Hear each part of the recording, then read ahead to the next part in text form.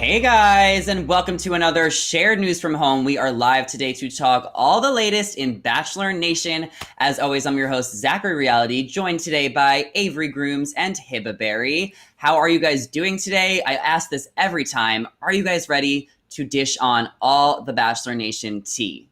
Yes, of course I'm ready. I'm so excited to get into this tea per usual. And we have a lot of Bachelor tea to discuss, so let's just dive right into it because Jason Tartick and Dean Unglert are revealing all Bachelor in Paradise secrets and how much the contestants really get paid. Dean says to Jason on Jason's Trading Secrets podcast that the franchise offered him $400 to be on Bachelor in Paradise a day. However, when he talked to past contestants, they told him he should be considering more because he was such a popular contestant on Rachel Lindsay's season. So Dean made a counter offer at $800 and then they settled upon $600. For Dean's second season to go to Bachelor in Paradise, he wanted to step things up a bit because he got the villain edit in the previous season before. So when the franchise asked him to return a couple years later after his stunt on BIP season 4, where he was the villain, he told him that he would return for $20,000 an episode.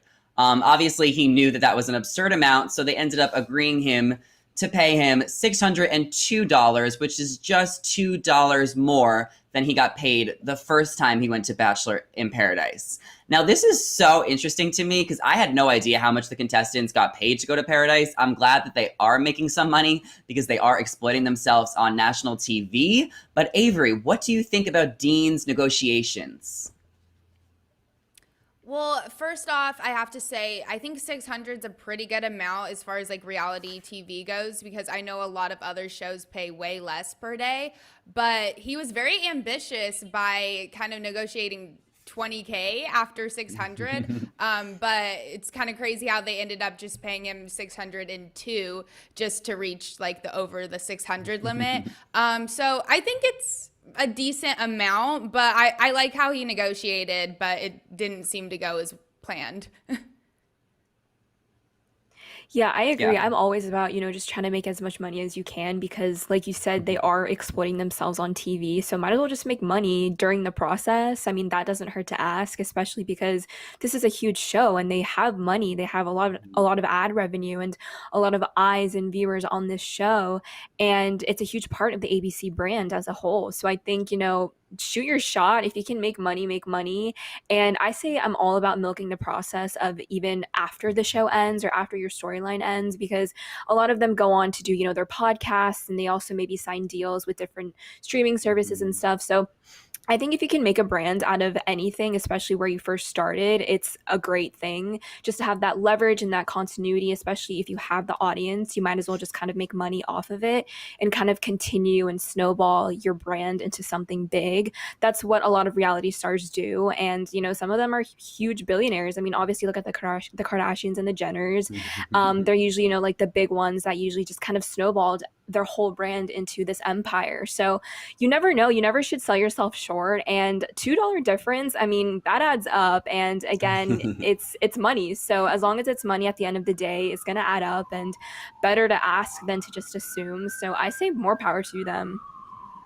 Yeah, I think it was really smart of him that he asked, previous Bachelor contestants, like alumni, what he should do because he was the most popular contestant on Rachel Lindsay's season. So it only made sense that he would get offered a little bit more money to be on Paradise because he would bring in more viewers. So I don't know if other Bachelor in Paradise contestants would maybe get jealous because he's more popular and that could cause some problems. I mean, when Dean was on Bachelor in Paradise for the first time, there was this huge scandal between Christina and Danielle and they were both fighting for his attention. Dean was like the major storyline of that season. So I'm glad that he got more money because other contestants who go on the show literally just sit there and don't even form connections. And they're just like there to be there to like waste the days. So I'm glad that Dean is getting his coins and knows how to negotiate. And this story gets even juicier because Dean was once in talks to be the coveted role of The Bachelor as well. The franchise offered him $75K to take on the role, which he ended up never getting. While Jason, who was once in talks to become The Bachelor, was offered $100K to become the Bachelor lead,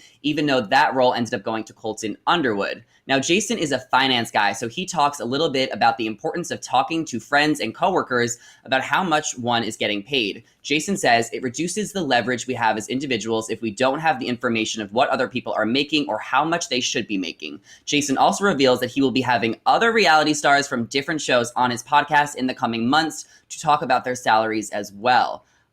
We have a lot to unpack here with that, but we do have a clip from the podcast that I want to show you guys and get your reactions. So let's play that. So I was like, yeah, I'll do it. Send the contract over. So they sent the contract over. It was for, I think it was like 75 grand to be the Bachelor for the season. And I'm sure you probably got something similar to that, right? It was not the price, but at least like. So ours was 100. So mine was 100. Nice. And then what they did is they gave 3 contracts and we were all buddies. So we just compared them. So me, Colton, and Blake each had contracts for 100. Wow. That's so interesting that Jason was getting offered more than Dean was. Avery, why do you think that Jason got offered more than Dean? And why do you think that, or do you think that the Bachelor should be paying the 100 grand? Is that an appropriate amount of money? Yeah, I think he got offered more than Dean, probably based off of like popularity and the fact that he was more current. It's been a while since, Dean's season. He was on Rachel Lindsay's season and then a couple seasons in Paradise.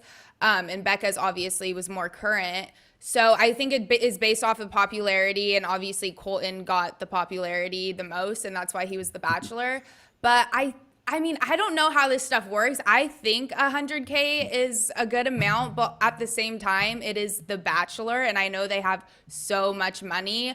But I think that's a solid amount. I don't know too much about this. That's why I love that they're starting discussions based off this, and I think it's really smart that they're kind of comparing their offers, because people like us have no idea even if they get paid, period. So I'm glad this is starting to be talked about a lot more. Exactly. I didn't even conceptualize money in this equation. I'm just here sitting and watching the show. I didn't even think about like how much are they getting paid? Are they even getting paid? So it's really interesting to kind of, see these figures come to light, especially from people who were part of the process.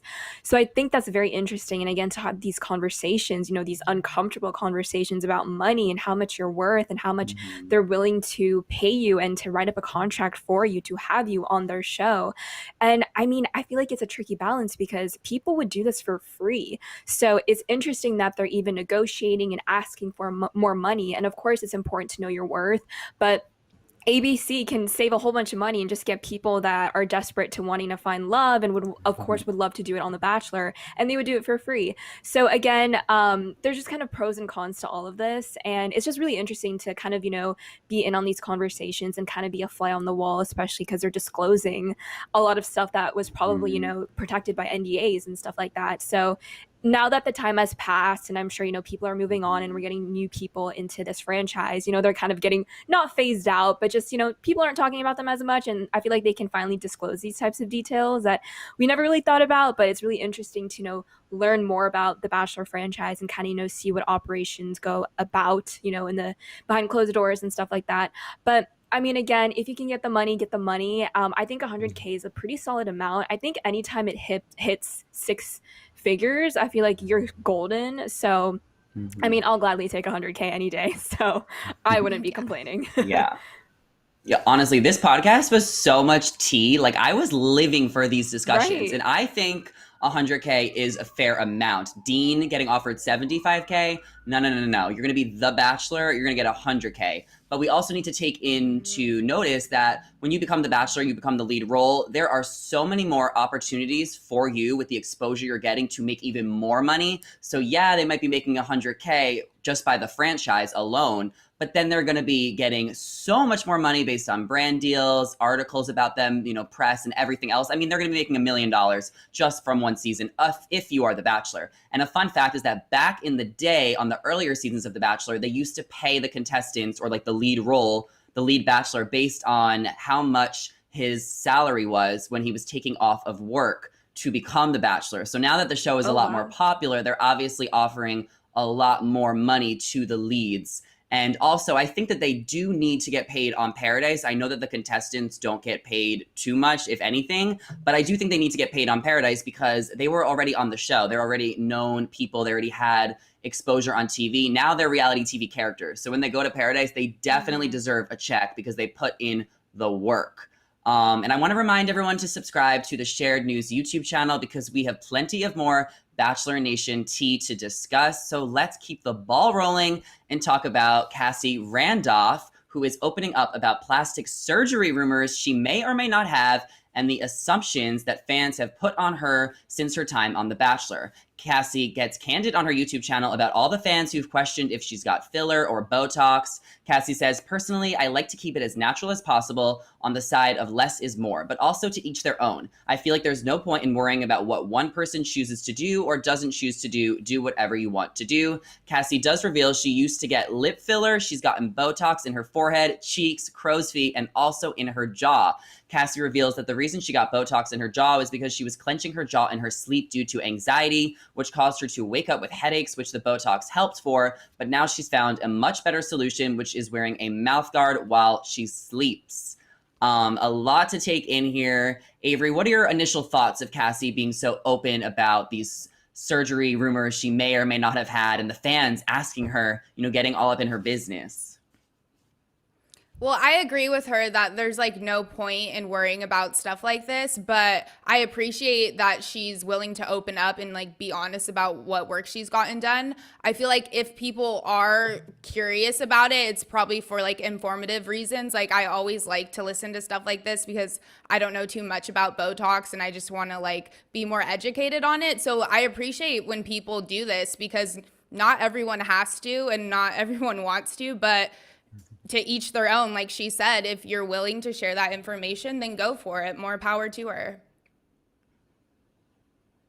I also think because we're so used to people always denying getting work done, and it's refreshing when people actually admit it because, I mean, there's nothing to hide. And I mean, it just makes it easier, especially, with social media and all these expectations that women have and all these young fans and young followers that she might also have that are trying to, compare themselves to her. And they're not, calculating how they don't look like her. And, if she were to deny those things, it messes up girls so much mentally. And we've seen that with a lot of people as well, with huge public figures that just completely always deny these types of things. So again, I always give respect and props to someone that can admit they've gotten work done. There's nothing wrong with it, of course. Like, live your life. Like, people are going to live their lives and that's their business. So as long as you don't lie, I think you're just helping people in the end. And if you were to lie, then it's just kind of like this hole that you're digging yourself into, and you're just not really being truthful to yourself and your fans as well, which can be very damaging.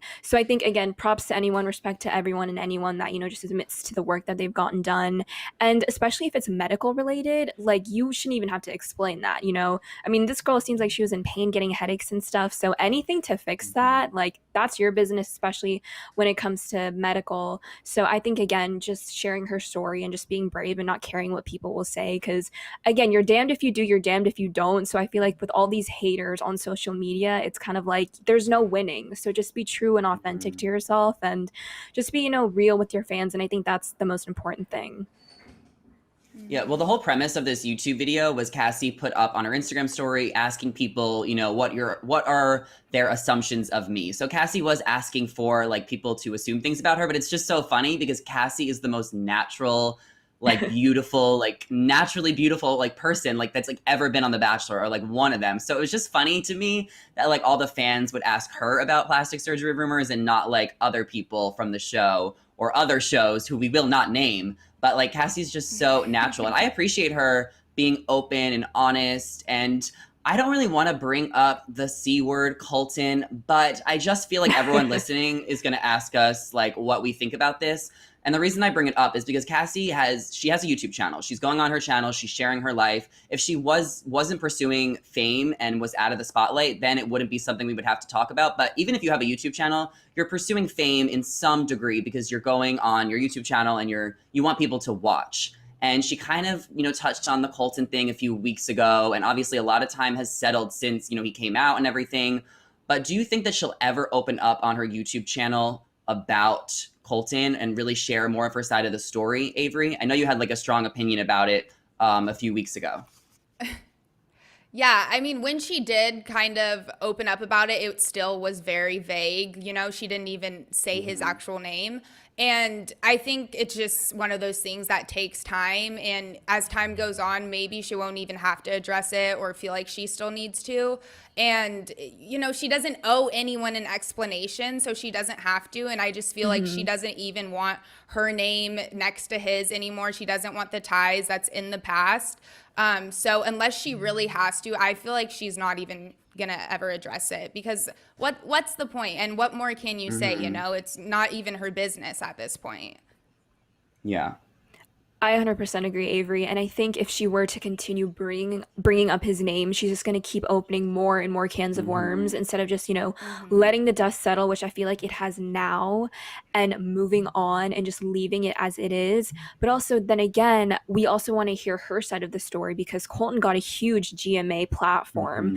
And even though, you know, she'll have her YouTube platform, I'm sure like the media will pick it up so much. But I just kind of hope that she gets the justice that she wants and has people in her life know her story, which I'm sure is going to be important to her. As far as her fans, I hope they get that justice as well if she chooses to share her side of the story.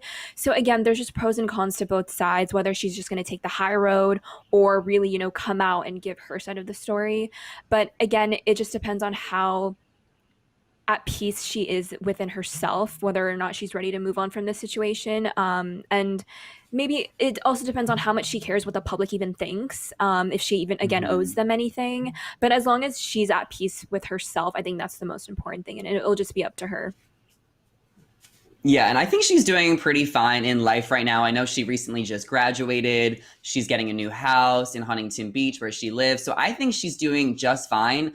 The thing is, if she ever decides to bring it up one day and share her side of the story or share how she feels, that's just going to open up a whole nother can of press worms and people in her business that she does not want. I feel like if she was going to speak about the Colton thing, the best thing would have been to speak about it when it was like in the media, just because that's when the eyes are on you. And now no one's really talking about it anymore. So there's really no point of bringing it up. So if she brings it up, then it's just going to open it up for her. So she doesn't want that. Yeah. But I also feel like we want to hear what she has to say. You know, I want to hear her side of the story. I want to be able to hear like her talking from her heart. You know what I'm saying? But at the same time, there's so much more involved than a breakup. Like, this is a restraining order. This got legal. This is abuse. It's so much more serious. So she does not owe anything to the public. She does not have to open up. And we all here are Team Cassie. We respect Cassie. And if you're listening live, check out her YouTube channel, because she shares a lot of her life and it's interesting and she's funny. So definitely check her out.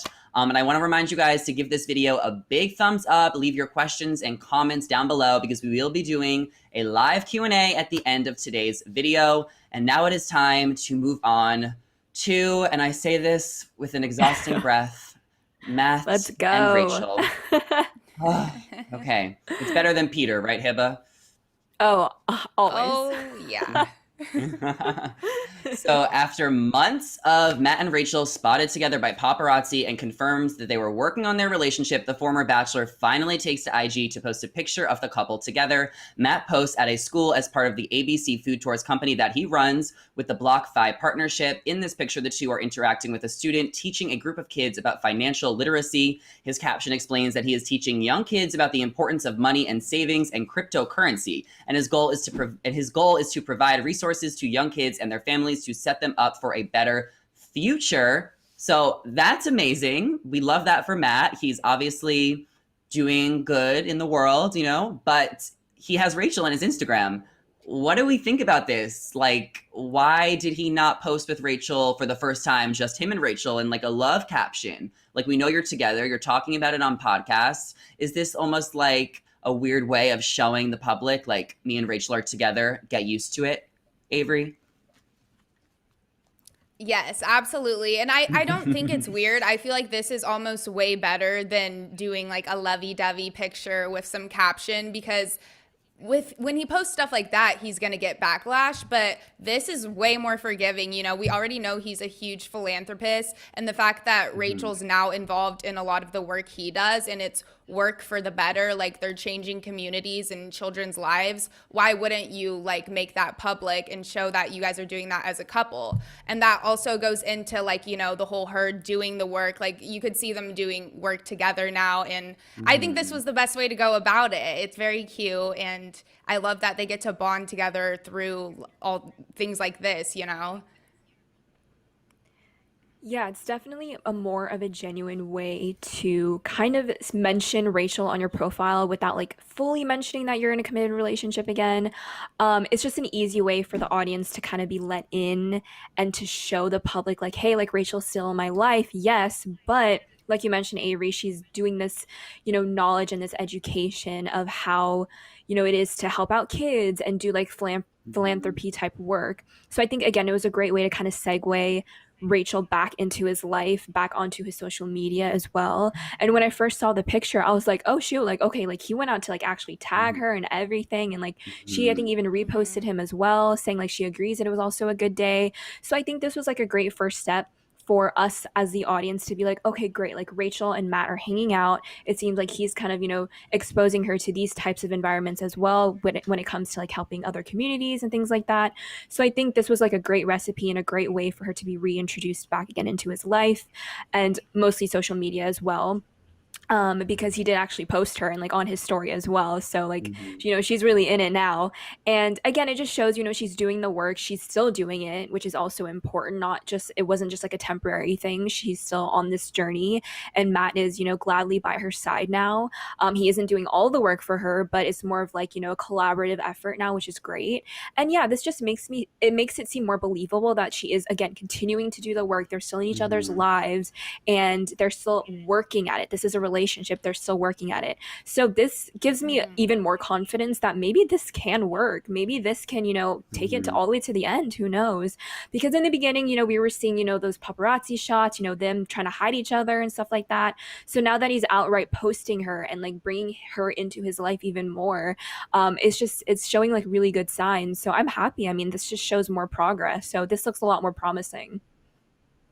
I'm happy that Matt is showing this picture. I think Matt got such a bad rap when the whole situation happened with Rachel. It got really messy, and a lot of fans just turned on Matt and just didn't really think he was a good person.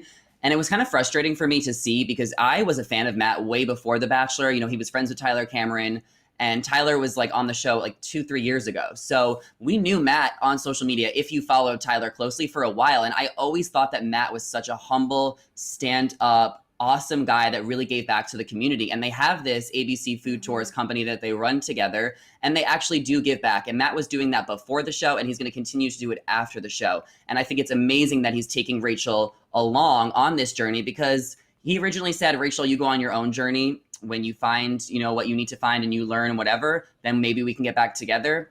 And maybe she did do that, very briefly. They were only broken up for a few weeks, that we believe. But I'm glad that he is educating her and showing that to the world, because at the end of the day, Rachel is not a bad person. She's made a lot of mistakes, obviously, but she's not a bad person. And it almost sucks the way she got dragged so hard because of her past mistakes, because that's just not who she is today, I believe. And that's not who she's showing off to be. I mean, she is doing the work. And I don't know, I'm kind of starting to like this couple a little bit more, because I feel like they are more genuine than we give them credit for. Avery, can you ship this couple? Or Hiba, yeah, get in here. Can you ship this couple or not yet?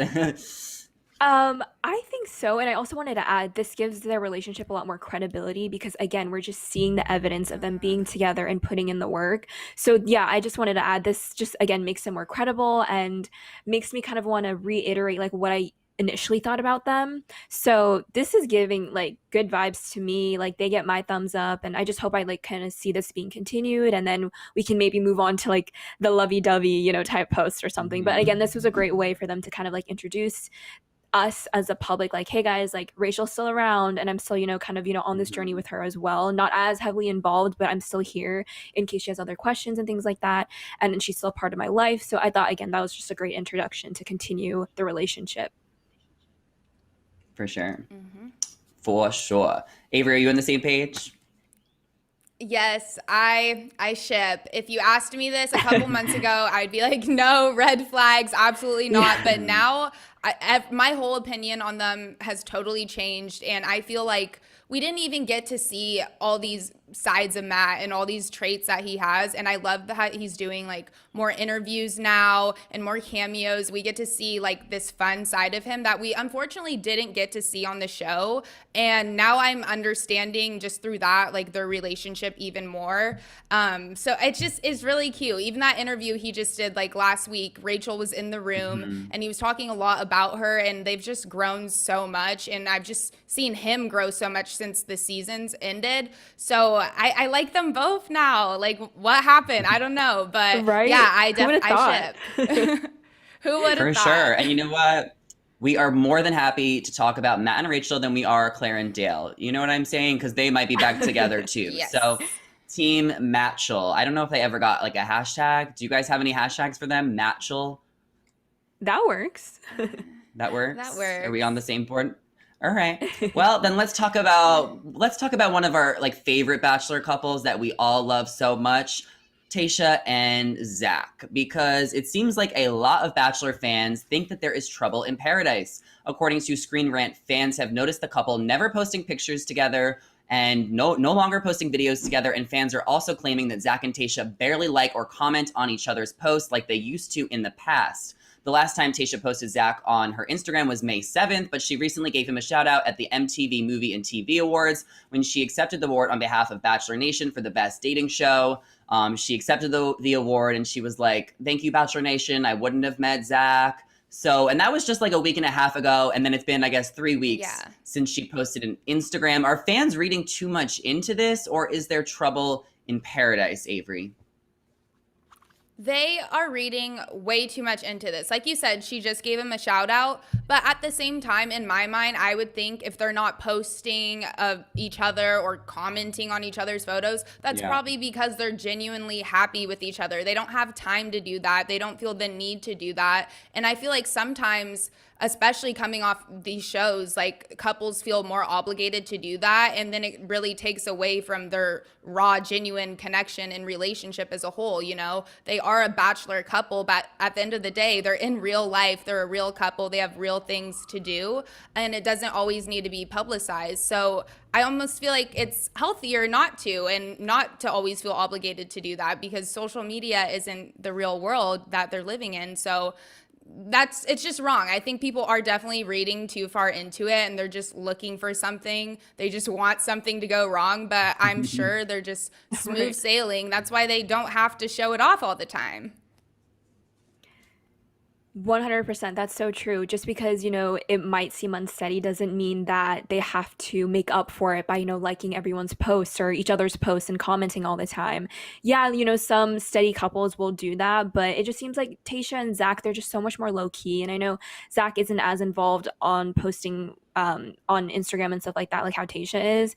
And that's just the type of person he is. That's just probably the type of relationship that they have. They rather just show it to each other in real life and not have to kind of be obligated to show the whole world, because it's not really anyone else's business. As long as they love each other and are in this relationship together, that's who it should matter to. And I also just think that because a lot of the fans saw them on TV and their whole relationship flourish on TV, I feel like they are trying to see that continuation now that the show has ended, because that's the only way that we were updated on the relationship was, social media and on TV. And so now that they've kind of backed away, they just, of course, jump to conclusions that they've broken up, when that is just not the case at all. And I still think that this couple is so solid. I have never had any worries or red flags about them, and together or separate. And I just think they have the best chemistry that I've seen, and I just think that, again, they're gonna go all the way to the end. That's what I'm hoping for. And it's just so hard because they were introduced to us in the public limelight, and I just hope they don't feel obligated that they have to stay in that public limelight. And I get that they have contracts and things like that, but I just feel like they're just doing their own thing. They're kind of on their own path, their own journey, and not necessarily sticking to like what Claire and Dale do and all the other couples. So they just seem to be a little bit more private, and they kind of balance each other out as well, because Zac is a little bit more private than Tayshia is, and vice versa. So overall, I just think that this isn't that deep. I think the fans are just, making all this up and are just kind of digging for really nothing. So I don't really believe these rumors at all.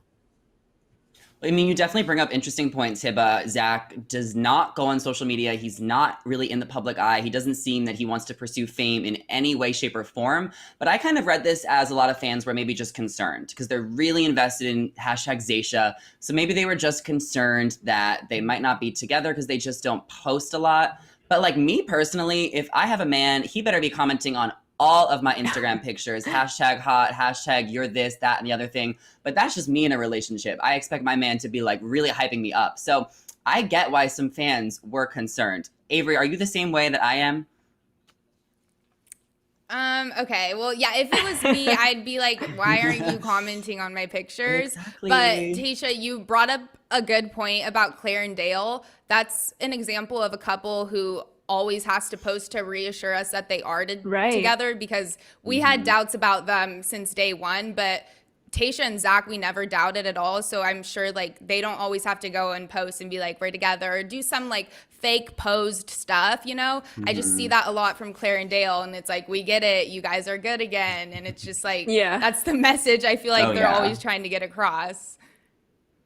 For sure, Very true. But I also just do feel like another reason why people might be concerned is just because Tayshia is really like rising to like queen of like stardom nation, like Bachelor Nation. I mean, Tayshia is such a queen and she's such a star. I mean, anyone can see that. So, and Zac just really doesn't want to be in the public eye. And Tayshia has all of these opportunities. She was recently on the cover of Cosmopolitan. She just hosted The Bachelorette. So I do feel like I'm actually a little bit concerned about their relationship just because I feel like they have such different lifestyles. Obviously I wish the best for them, but I'm trying to look at it long term. I just don't know if they actually will be able to figure that out, but maybe they have it all figured out behind the scenes. We don't know. But that's just me looking from the outside in. But I do want to move on to Katie Thurston because we have to talk about her every single live because she is our newest Bachelorette. And once her season starts, it's going to be all Katie Thurston all the time. So guys, you better get ready. We do have a clip here, a new promo clip that we're going to take a look at because we get these new promo clips every single week. So let's play this clip.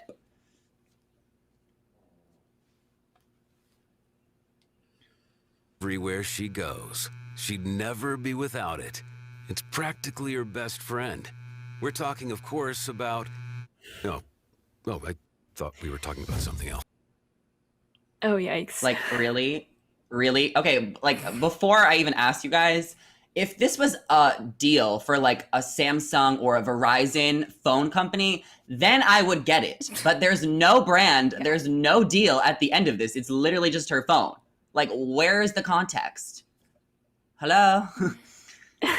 No. Avery has nothing to say. We didn't need this. Like, we could have lived without this. So they did not need to do this. And it's like, they tried to be funny and they missed. It wasn't funny. I get it. It was supposed to be a vibrator, the DTF, down to FaceTime, little play on words. But like, come on. Like, it's almost kind of, it feels outdated to me in terms of like humor. It's just not, I don't know. It wasn't great. My expectations are so high for them, and the stuff they've been doing with Katie's promos have been so questionable. And this is just another example. Like we didn't need to see this, honestly. Yeah, this was for sure 100% cringe. When I watched it, it just gave me a huge eye roll. I mean, it was just like, really, guys? Like this, like really bottom of the barrel type stuff. And it was just so overkill, like too on the nose of like the whole vibrator situation. And like a FaceTime, like why are we FaceTiming? Like she's meeting these guys in person. So I don't see the correlation there either. No. So it just was a huge miss. And that freaking shirt, like, girl, why you gotta bring it back? The good vibes only. Like, we're done with the graphic tees. We don't want them anymore. But yeah, I mean, she's just been having such a poor, like, series of promos. I just don't know what's going on. I didn't remember them being this bad. What is happening? They haven't. It's never been like this ever. I don't understand why it's being like this. The Bachelorette has never been like this in the past. So I'm just very confused. And like I said, it could have been funny if there was like a message at the end, like we are partnering with Verizon or Samsung, but nothing, absolutely nothing. So yeah. Katie needs to come out with her own dildo line in a couple years when her Bachelorette fame starts to die down a little bit. And that will be a great move for her. Okay. But let's continue on because she is also confronting all of her potential Sooners in an exclusive promo clip. Katie is getting even more emotional, telling the men to basically leave right now if they aren't here for the right reasons. So we have a few clips here and we're going to break it down and see if maybe we can tell which guy she is talking to. So let's play the first clip. I'm like honestly shaking right now. I made my intentions very clear about why I am here. Aww. Her intentions are so clear. Who is not there for the right reasons? Hiba, what's going on here? Ooh, this is so hard because I mean you can see the looks on the guys' faces, like they're like, oh crap, like what's going on? Who's like the snitch that's gonna, tell on me if I'm not here for the right reasons, etc. So this is really interesting. I think there's gonna be a lot of rumors that are gonna be spread around about who's actually here for the right reasons and who's just here for the followers and the fame, etc. And this is a problem that we've always had in Bachelorette seasons with the contestants, is who is actually here to find love, because people can start, careers off of this. I mean, we've had our assumptions about Dale specifically, that he was only on the show just to, get his modeling career skyrocketed, as well as like his hosting career too. And he's still around, so we don't really know if he's genuine or not. So I think these types of questions are so inevitable, especially when it comes to contestants, because there are going to be some that are there just for followers and for the fame and just, boost their likes and their followers and all that. But as far as the specific guys, I can't really put my finger on them because we haven't really gotten to know them yet exactly, and like the full, scene interactions with Katie. Of course, like these were all jump cuts and everything, and the dramatic looks and the pauses and the stares. So I think this is going to be a really big moment in whatever episode this might be, and I'm not sure if it's night one. But I think it's going to be like a huge point when maybe like Katie puts her foot down and is really like, you guys have to leave, like if you are not here for X, Y, and Z. So I think this was like a great moment and a great defining moment for how maybe the season will,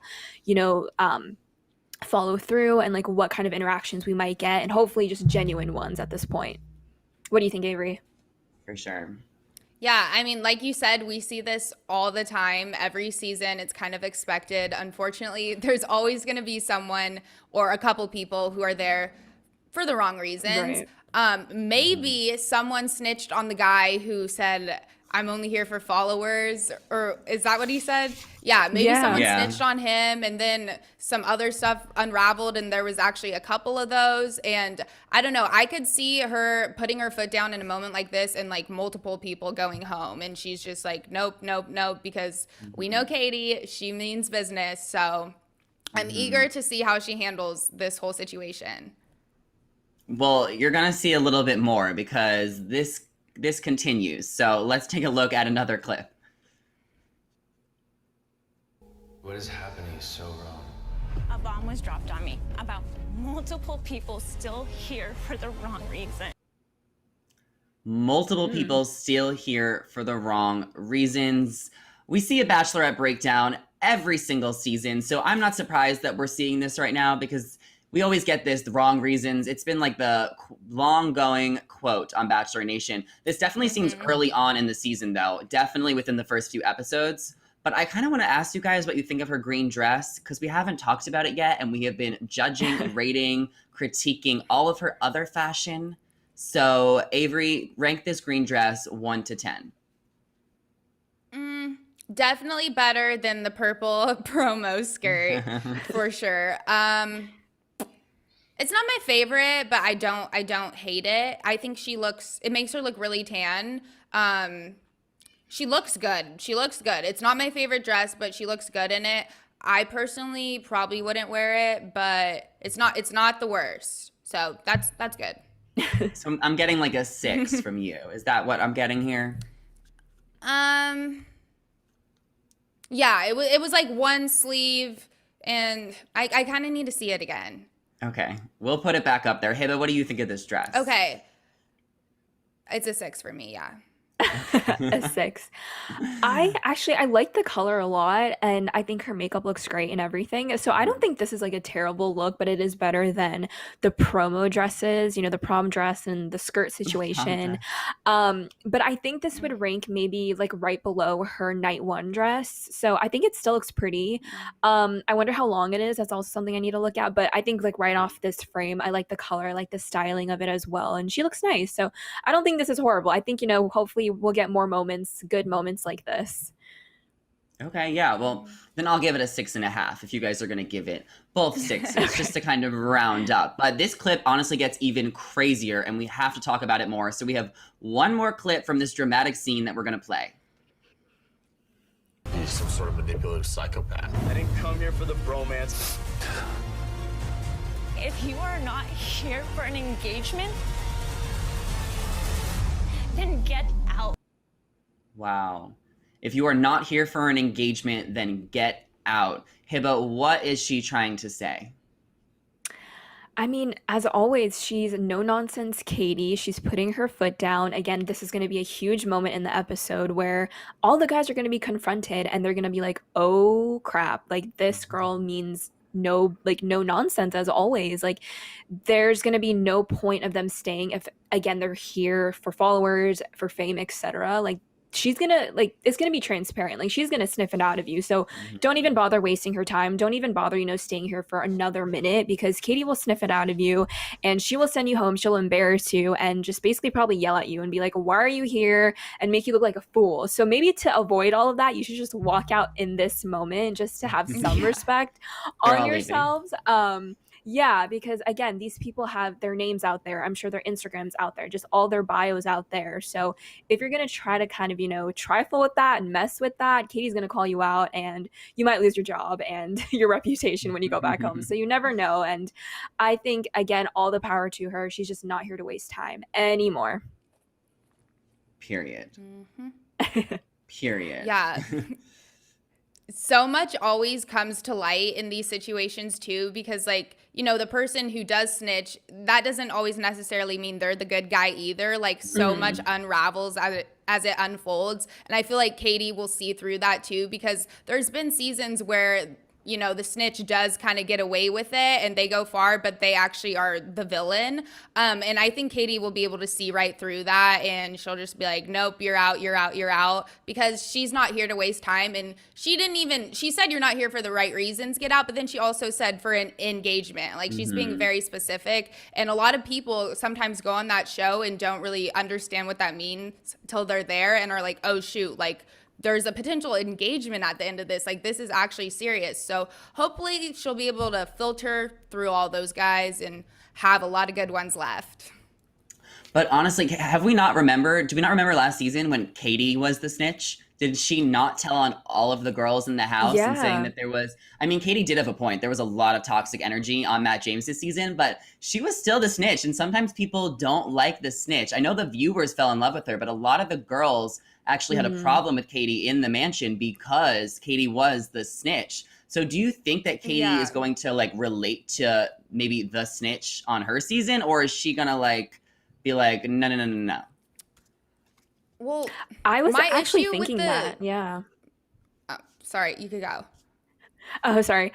I was actually thinking that too, because it clearly says in this clip that she's been told by this, outside source, whoever it is, that, multiple people aren't here for the right reasons. So clearly a snitch did come up to her and have a conversation with her. And I think she probably respects and relates to that person, whoever it may be, because she also was in that position when it came to Matt James. So there might be some type of stronger connection, like snitch to snitch, I guess. And you know what, we might have to watch out for this potential contestant that is the snitch. And maybe if it is going to foster into a genuine relationship with this person, a stronger relationship, because she's been in their shoes before, or maybe it'll turn into a villain type situation. And I feel like it could take any spin. And it was interesting because during Matt's season, Katie kind of turned into the friend type position towards Matt. And again, Matt never had that connection with Katie, hence why he sent her home that same night. So I think it could really go either way in multiple ways, maybe not even romantic. So it just really depends on what the initial connection is with that person before snitching, and then seeing if post snitching it makes the relationship somehow stronger. What do you think, Avery? Yeah, 100%. That initial connection matters most, because my issue is with the snitches who their whole conversations revolve around like who they're like tattletaling on, and it's like, do you even care about getting to know the other person? Or that ends up being like their main concern. And I'm like, obviously you're not going to make a connection now because you're too busy talking about someone else. So now you're kind of just playing yourself in this situation. Like, what do you want?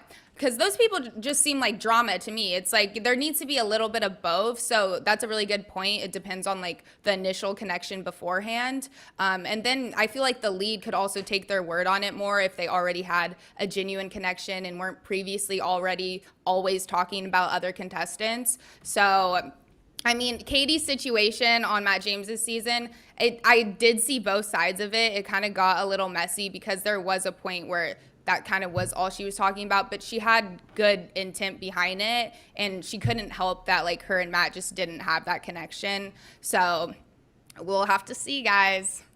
I mean, snitches get stitches, okay? But yeah, Katie definitely did have good intent, where someone like Jasenia, when she tried to throw MJ under the bus, that might not be as genuine. But we do want to open it up to you guys. We have a Q&A. We want to hear what you guys have to say. If you have any questions for us about this season of The Bachelor or any of the previous couples we were just talking about in the live, maybe you have a Paradise question with Dean and Jason after the tea that they spilled. Whatever you guys have to say, let us know and we will answer it or comment on it accordingly. So Shara says, hi, how are you guys doing tonight? We're doing good. I mean, we're talking about one of our favorite topics, Bachelor Nation. We're all huge Bachelor Nation fans. So I think we're all doing good up here. Am I wrong, Avery? Nope, it's all good over here. Period. Yes, all Period. good. All good. Ooh. Who's going to take this one? Okay, I will. Maya said there's no proof of Zab and Tayshia breaking up. Exactly. Like, that's what I meant. Like, I feel like people are almost looking for something. Like, I get their concern, but at the same time, we also see no proof of them unhappy or in a breakup. So no need to freak out, guys. I think it just means they're solid and they're busy and they don't really have time for always putting on a show on social media. Period. Right. This user says, does 100K for lead versus 8 million for Chris Harrison seem fair? Very interesting question. I feel like that's very different because Chris Harrison is, kind of the face of The Bachelor, or should I say was the face with a question mark. We don't know yet. And he's been around for such a long time. Again, he is the host and, he does have a bigger net worth. People love him / loved him. I don't know. Pick your side. So I think it's not necessarily the same level or the context to compare the lead's pay versus the host, the face of the show, because he's been around for, since season 1. And I think, yeah, it's just two different kind of sectors and two different kind of ends of the spectrum, I think. I mean, you need to be getting paid more every single season you're on. So 8 million seems like a lot, but he was on the show for 20 years. And he was also more than just the host and the face. He was the executive producer. He did a lot of work behind the scenes. So I definitely think it became fair. And that kind of brings up another point because Chris Harrison, got temporarily fired. A lot of people online were speculating that maybe the Bachelor franchise was trying to switch things as Chris became expensive. Because like I just mentioned, you want to be getting paid more every single season, especially when you're on this show. So is it possible that maybe that could have played into it? Do you see that side, Avery? I do, but at the same time, they have so much, like, as the show goes on, they also continue to make more money. Therefore, they would have enough to keep him a part of it. It goes both ways. I definitely think his leaving or him getting fired, whatever this was based off of, topics we've already covered and a lot of issues he ran into. A lot of issues. Laura says, people need to stop with all that talk. Tayshia and Zac have a happy life after The Bachelorette. So happy for them.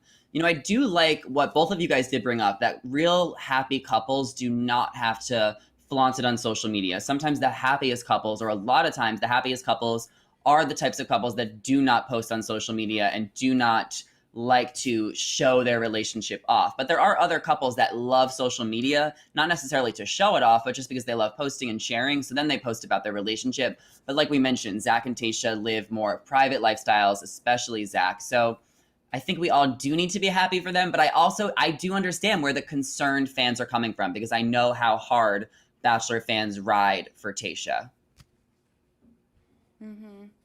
Yeah, Period. for sure. Leo says, looks like I know why this season wrapped a week early. Well, a week early. So many fans were so worried because they thought when they heard that it wrapped early that it was like Claire who wrapped like within like 2 weeks. Yeah. But yeah, just a week early, guys. So why do you think it wrapped up a week early, Avery? It could be a lot of reasons. Maybe they had enough footage where they didn't need to keep pushing it longer. Maybe it was Katie's choice and she was like, I want to do the engagement this week. I definitely don't think it was like a negative thing, like she's leaving last minute, the very last week, or I don't think it's similar to Claire's, only if it was like the very second to last week. She's like, okay, I'm ready. There's no reason to go on another week, which is fair. That's way better than, what was it, 12 days on Claire's season? I think less. I don't know. Yeah, I like to pretend it's like 4 days. Whenever I talk about it, I'm like, Claire left after 3 days. Yeah, she's definitely not hopping a fence or anything. I think that she probably just found the guy that she liked, and a week early isn't too bad, especially when they're not traveling. Like, this is so different than previous seasons because they used to go to all these different countries. If I was the Bachelorette and I was traveling to all these countries, I would have been like, extend my season an extra 2, 3, 4 weeks. I still need time to figure this out. Like, for real. For real. Okay, take this one, Hiba. Okay. Jessica says, Matt James' feeling for Serena P is officially dead, but she still can go on Bachelor in Paradise. This is what I've been saying. I loved Serena P. She had a great personality. Even though her and Matt didn't work out, she decided to leave on her own, which I thought was like low-key a baller move. I think she would be a great addition to Bachelor in Paradise. Again, hopefully we get some sort of cast info confirmation with Bachelor in Paradise, because we have been waiting for such a long time and we've heard nothing, not even anything about the hosts. So I think as long as Serena P is on the show, I think it'll just be more fun, and I think we'll see more of Matt James's contestants on Bachelor in Paradise. That's the kind of vibe I think that I'm getting at. But hopefully Serena's interested even in joining. Hopefully, she's not too traumatized by the Bachelor season and everything and how everything unfolded. But I think she would be a great addition for sure. Yeah, I am dying for Bachelor in Paradise, guys. We are all keeping a very close eye on Bachelor in Paradise updates because we are all waiting for it. I have been following Victoria, Queen Vic, every single week, every post. I'm like, where is she going? What is she doing? Oh, no. So, because she will be in Paradise. So we are all definitely keeping updated on BIP. And if any news breaks, you guys can come here and we will deliver. We're dying to know. Ashley says, did you see the promo of Katie saying, book my flight home? What's your thoughts of why? I mean, I kind of mentioned this earlier. I think every season, the Bachelor or Bachelorette has a meltdown, some like larger than others. We've seen the Claire Crawley meltdown, the Colton Underwood meltdown. We're getting the Katie meltdown. I think it just is natural every single season to see the lead have a meltdown. So she's obviously not asking for a flight home. I think that she is just, frustrated or upset. Avery, let me ask you this. Is there a Bachelor meltdown from one of the leads that you can remember that you thought was just like so iconic that you were living for? I mean, okay, this is not iconic. The first one that came to my head was Claire, just because when I hear meltdown, I think of Claire. There was a lot from her. Which one? Which and, Claire that meltdown? moment where I expect more from the oldest Bachelor, and then she ever. just snapped. Yeah. She just snapped. But there's been some, the Colton, it was more of a quiet meltdown with him jumping over the fence. Yeah, I thought it was funny too. What about It you, was Hiba? iconic. Yeah, I liked the Claire one too. She was yelling at Yosef, wasn't it? He was Yeah. like the villain of that Yeah. season, and she was like going completely off on him. I thought that was pretty badass, and just kind of like he needed to get served, and I just thought it was kind of like an epic moment of that season. But yeah, it was very entertaining. It escalated Yeah, I actually, so for quick. sure. No, it I did. I know wanted to it bring up did. Emily Maynard's meltdown way back in the day for the old school Bachelor fans listening. She had a meltdown at Kaylin because this guy Kaylin made a comment that like having being a single mom was baggage, and she had no voice that night because she was sick, and she went off on him. And Kaylin was like the most obnoxious guy from that season, or like probably one of the most obnoxious guys that's ever been on the show. He like showed up like with a rented helicopter in his night one entrance. Like he was just so like entitled and obnoxious. And Emily, the sweetest Southern girl, just digged into him and told him to get the F out. And it was truly one of the most iconic Bachelorette meltdowns that I could remember of all time. Let's see if we have any more questions. If not, we are going to wrap things up. So if anyone has anything else to say, any questions, comments, okay, we got a couple more. So Avery, why don't you take this one?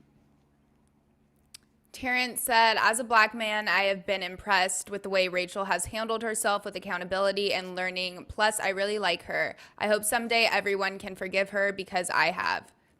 Yes, very good point. I agree. And at the end of the day, guys, these people were in love. Like, yes, they ran into racial trouble, but like love conquers all. So there's like a way to work through it. And like her past was never necessarily like intended to be as bad as it was. So like we have to be forgiving, obviously. And just the way we have to look at where they are now, I could just appreciate them so much more as a couple and like the way they've grown apart and together. For sure. Absolutely. And a lot of people are saying that, like, if we can all forgive Rachel, why can't we forgive Chris Harrison? That is, like, the question I keep seeing online. Hiba, how would you answer that? That's a bit different. Yeah. Yeah, I've definitely talked about this in a previous video, but I just think it's different contexts, and I think we can't compare one or the other as far as like if one's justified, then the other one automatically has to be justified. There's different contexts, there's different things that were said and done in those situations. And I think when it comes to Chris Harrison, we don't know if he is getting the knowledge. We don't know if he, we just saw that he has some like lawsuits or legal things that have been filed as far as, his contract not being up and being kicked off the show. So I just don't know exactly where his intentions and priorities are. If he's just trying to get his job back, if he's actually trying to put in the work to realize why he lost that job. So again, the context is different. So I think they can't really be compared. They are connected, but the context is different. But I do think that Rachel has just shown much more evidence that she is, again, taking accountability and is learning and is, talking to the right people and having the right conversations. And again, we're seeing that proof with Matt. He trusts Rachel enough to actually go out and post her on his social media where there's nothing, absolutely nothing related to Bachelor Nation on there anymore. And he went outright to, tag her and share this, moment with the public that involved her. So I think they're, again, taking the right steps, whereas Chris Harrison, we haven't seen anything from him, and he's just been totally radio silent. So I think that just kind of shows you the difference between those two situations and how they're just being handled overall. And look at both of their apology videos. Like Chris's was the most staged, ungenuine thing like PR, I've seen. Yes. Yeah, like come on. Yeah. So Marco is saying they broke up. Do you guys know who are we referring to here? Because there's many Maybe Bachelor Tayshia Nation and couples. Zach? I know. Maybe Tayshia and Matt Zach? and Matt and Rachel are still okay. Here's the rundown. Okay, Matt and Rachel just posted together, so they're still together. Zach and Tayshia are still together. She just thanked him last week at the MTV Movie Awards. Dale and Claire just posted a picture together in Hawaii, so they're still together. And Colton and Cassie are not together, and Chris Harrison is still with Lauren Zima, who his girlfriend is. So he's kind of been posting her a little bit on his Instagram.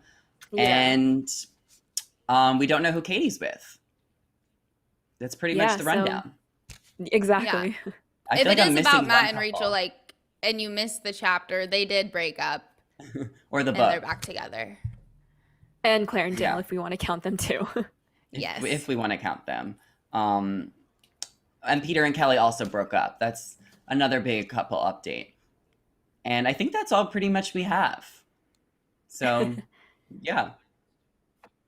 So let's do a little bit of a quick final thoughts, kind of wrap things up. What are you guys most looking forward to on Katie's season, or maybe just like something we talked about on live today that you just like had fun, or like an interesting factoid to kind of wrap up the live? Avery, why don't you go first? I'm getting excited to see new faces and like new drama. We've been talking about, I mean, it's off season, but we've been talking about kind of like the same patterns of people. So I'm excited to see fresh faces and see like the character development and unravel and get to know these new guys and like kind of start predicting things and picking new favorites. For sure. I'm excited just for a new storyline, for a new lead. I feel like, again, I have a lot of faith in Katie, and I'm just happy for and excited for this new rebrand.